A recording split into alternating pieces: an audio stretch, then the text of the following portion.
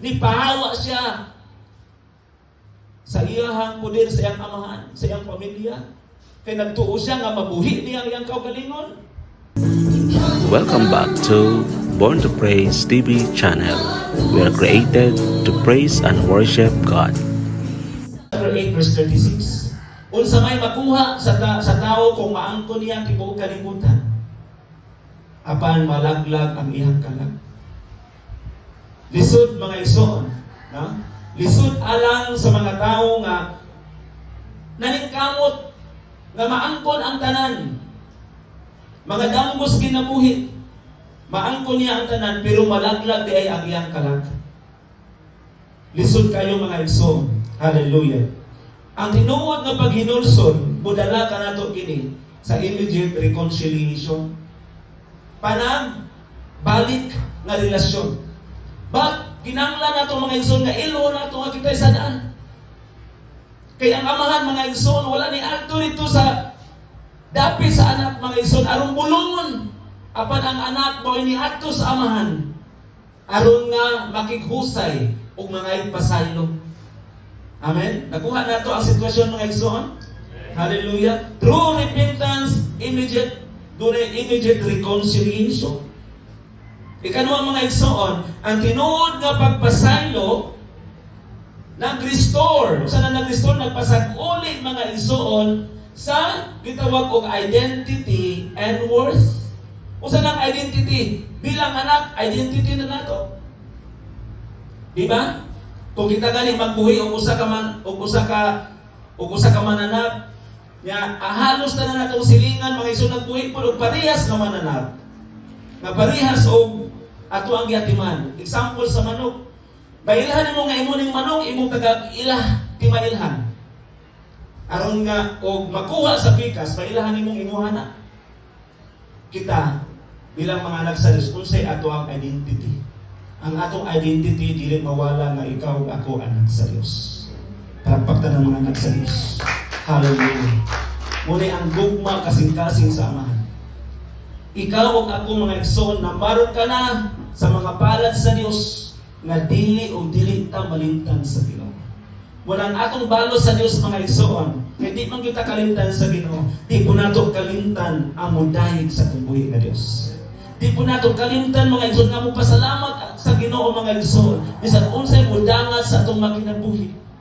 Bisan unsa nakabukat sa ato ang gibatin mga igsoon. But promise the Lord na kung gibukatan ka, kung muduol ka sa Ginoo, kung muduol ka sa Dios, iyahang hatagan o kapahulayan ang atong kinabuhi. Hallelujah. Tanawa mga igsoon. Ningon dira, God does not hold our past against us. Dili ang Dios mga igsoon mutipig o mga daotang nga mga panghitabo. Gawas na dili siya mudumot. Dili niya mga igsoon itipigan sa iyang kasing-kasing nga maoy kapahamakan sa atoa. But unsay gibuhat niya mga igsoon, ihatagan niya og robe. Itaga niya di ba yang bistihan kanang bisti mga igsoon kabalo ba mo unsa na kahalangdon sa mga Hudiyo. Kanang robe mga igsoon nag-signify na siya sa ato ang covering, that means nga protection. Gibistihan ta sa Ginoo, nagpasabot na nga gusto ang atong amahan nga ikaw ug ako kanunay proteksyonan. Bisag unsa ug asa mata paingon ang protection sa Ginoo kanunay anak. Hallelujah. Ang bisti mga igsoon dili lamang na siya covering sa tibok natong lawas. Apan nagsimbolo usab na siya sa imuhang relasyon sa Dios nga dili taniya pasagdan, dili taniya biyaan. Under ta sa protection sa Ginoo. Hallelujah. Then kanang ring mga igsoon, bisan pa sa mga nasod nga mga ilanong mga nasod mga igsoon, di ba sa panahon diya sa Egypt, gibuhat kining ring sa mga hari sa ni Paraon nga signifies of authority. No? Authority mga igsoon mo nang gihatagan ta sa Dios, identity nato mga igsoon, gibistian ta sa Ginoo. nagsimbolo sa ato ang protection sa Dios. Aron nga pagproteksyonan ta gikan sa mga damutan nga mga hangin. Damutan ng mga elemento na ng kalibutan, dili ta magkasakit dayon mga igsoon. Protection na gikan sa Dios. Ang ring mga igsoon nagsimbolo sa autoridad nga sa mga si Adan ug si Eva mga igsoon gitagag autoridad nga manghingalan sa tanang mga mananap nga nagkamang. Mga mananap mga igsoon nga gipalit sa Dios. Gihatagan siya og katungod nga mahimong muulo. No, we are not the head, we are the head and we are not the tail. Because ang tanang mga anak sa Dios adunay authority. Anak tas Ginoo. Managi nato pakaulawan mga igsoon ang atong amahan. Amen. Di nato pakaulawan ang atong amahan. Tungod kay siyang amahan nagsimbolo mga igsoon, naghatag atong otoridad. Labaw sa tanan mga igsoon, gikwepta niya sa tanan atong mga gamit. Belonging. Hello. Di ba? Nay panahon mga igsoon nga maguna-una ta nga walang-wala na ka. Kay nung ka mga igsoon nga dunay gubat mga igsoon, dunay gutom mga igsoon sa nasod sa Israel.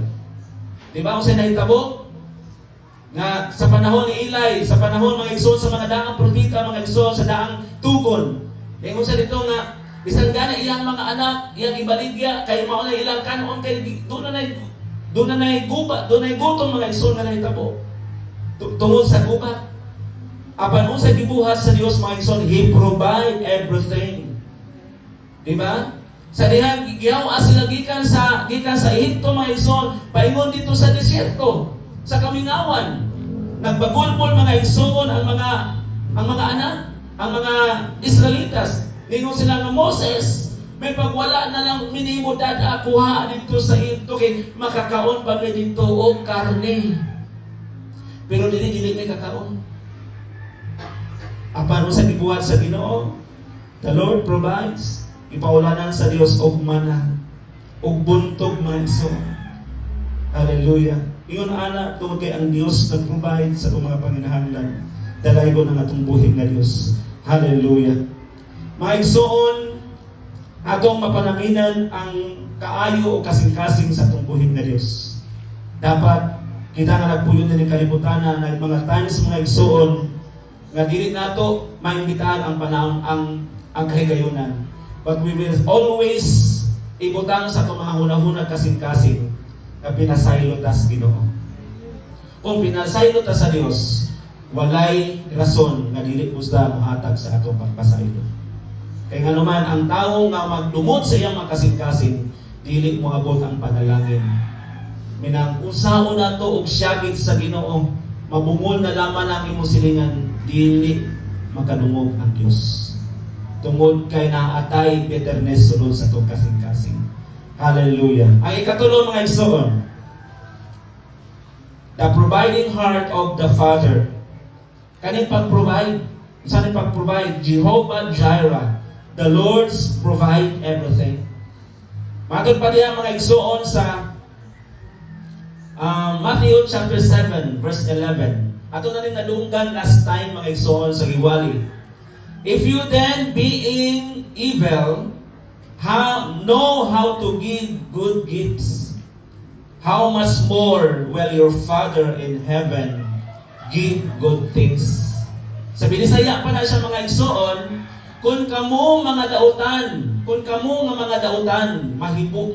mahibalong muhatag og maayong butang ngadto sa inyong mga anak, unsa pa kaha ang inyong amahan nga atuas sa langit, muhatag gayud siya sa mga maayong butang niadtong mangayo kaniya. Doon ay mga panahon mga igsoon nga nganong until now wala nimo nadawag ang imong ipangayo. Or tingali nangayo magyutak. Klaro ba ang atong pagpangayo? Banayin times nga mangayo ta, action na ra ba ka? Magpanungog-dungog. Di ba? Magtudlog mga butang na siya ganahan usa. What if og imong klaruhon og imong amahan nga ganahan ka ana? Di ba usay maayo? Kay klaro kay nagisulti diha ni Jesus nga Muhatag gayon siya sa mga maayong butang ni atong mangayo kaniya. Muna gani nga sa panahon sa itong panagtigom or sa panahon sa itong mga pag-ampo, kinanglan nga atong specify ang atong mga pag-ampo. Di pwedeng mag-ampo ta mga igsoon sa hilong. Di pwede nga sa una-una nato ampuon ni tanan. Tungod kay ang atong expression mga igsoon, makita na the way mulitok ta. Dili na ito maingon nga, ang Diyos all-knowing bitaw. You know, Lord, what I mean. Dili na na mao. Dili na usunod. Kung sa may isulti ni Jesus, nga muhatag lagi siya sa mga butang ni atong mangayo kaniya. Kinanglan mangayo mga igsoon, kay mo na yung role sa mga anak. Amen. Amen. Hello? So kung mangayo ka mga igsoon, maguna-una rin ba na etan ng Lord, tagari ko, ani? Inaara ba dahil nato ang kinaiyas pagpangayo? Dili. Kung saan ito pag-express mo nag-ampo na tas muna-una. Muna mo diferensya yung mga igsoon na kinintawhan ng mga igsoon sige pangayo ko sige pong trabaho. Lahit mo na siya tagpangayo ng what action. Di ba? Wala ka nagpahimuot sa amahan ba? Do you think kung ikaw nga amahan, sige pangayo ng imong anak. Di ba mayroon ka? Sama din sige pangayo o ganit kay baguhan diya. Huwag kayo mo labihin ang huwag kayo mo labihin ang pantalon. Huwag kayo nahugas o pinggan din yung dapita. No, kanama lang imong parto diha bali pagka bahuan na murag pila na kabula ulay limpyo-limpyo. Di ba kinsa mo mahimot anang amahan, di ba? Dili. Ang Dios mga igsoon naglantaw sa atong kinatibuk-an tungod kay siya may nag-umol nato. Amen. The Lord knows everything. Di walay malilong sa Ginoo. Na ay gamay ni mo mga igsoon diferensya kana mga igsoon total ana apektado. Mo ni tinuod na ayaw pagulbul diha nga imuhang pag-ampo walang gihatag sa Ginoo. Kay naay nakababag. Once nga gamay ato ang naipananaw mga igsoon nga nakita ang Dios mga igsoon nga something kunot ug bulig ug mansa. Di ba na mga puno nga murima sa itong kinabuhi sa itong mga kasing-kasing. Sa pagrima sa mga puno sa itong kasing-kasing, kung ato nang pakli o i-meditate, katong tanan ng mga impurities, matrain to siya, ma-filterize to siya, mawala to siya. Yun anak kalami, kung anak tas Ginoo. Kaya nga naman, iya hatagan og chance. Hatagan og chance to repent. Budoon tas amahan and He is always available. Dili pwesto imong amahan ba na usa ka tagaan mo lugistan usa ka tawag sa kalitong dapita. Pero ang Dios mga igsoon sa usa lang ka pagtawag nimo, He is always available. Dili siya mulangay sa pagpanalangin og tao kun walay mga aberiyang nahitabo. Mo na. That's why gihatag niya kining mga pulong. Daghang mga bersikulo nga reference ani mga igsoon. Pero sa diha palandaan sa bersikulo 11, makita na nato dito nga seryoso ang Dios kung mangayo ang tao. Seryoso ang Dios sa pagtubag kung mangayo ang tao, labi na kung ang tao seryoso po sa pagpangayo. Hallelujah. Dito na mo makita mga igsoon na palangkat ang Ginoo. Wala kong mag-ingon kung ang imong pag-ampo wala gitubag sa Dios. Doon na tulo ka mga hinungdan ana mga igsoon, either pag-ampo nimo pwede ka pahulato. Thanks for watching. Please like, subscribe, and bell all for more updates.